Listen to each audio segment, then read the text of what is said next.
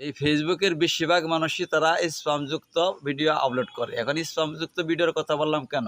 মনে করেন কেউ না কেউ একটা ভিডিও করেছে, ওই ভিডিও দেখে কয়েকটা কথা মনে রেখেছে বা আরেকটা থেকে কিছু কথা মনে রেখেছে। হুবহুব না হলেও কিছু ঘুরে ফিরে ওই কথাগুলো দিয়েই ফেসবুকে সবাই কাজ করছে। হাতে গোনা কয়েকজন মানুষ দেখা যাচ্ছে অরিজিনালভাবে কনটেন্ট তৈরি করে আপলোড করছে, আর তারা সঠিকভাবে অনেক এগিয়ে রয়েছে। তাই বলছি, নিজের লেখা, নিজের কন্টেন্ট থেকে নিজের করা কনটেন্ট যদি আপনি তৈরি করতে পারেন, আর আপনি তখনই ফেসবুকের বস হতে পারবেন। তার আগে আপনি আশা করতে পারবেন না। তো আপনি যদি মনে হয় অমুক একটা কথা বলছে, ওই কথাটা মনে রাখছি। তো আবার আরেকজন একটা কথা বলছে, ওই কথাটা মনে রাখছি।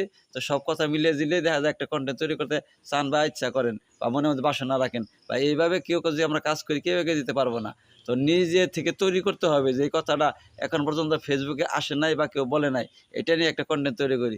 দেখবেন ওই কনটেন্টে আপনার ভাইরাল হবে। আপনারা তো সবাই মনে করেন যে ভিডিও করলাম, আপলোড করলাম, ভাইরাল হবে। না ভাই, ফেসবুক চায় নিউ কিছু, নতুন কিছু এবং অরিজিনাল কিছু। আর এইগুলো করতে পারলেই ফেসবুক প্রতিটা ভিডিও আপনার ভাইরাল করে দিবে।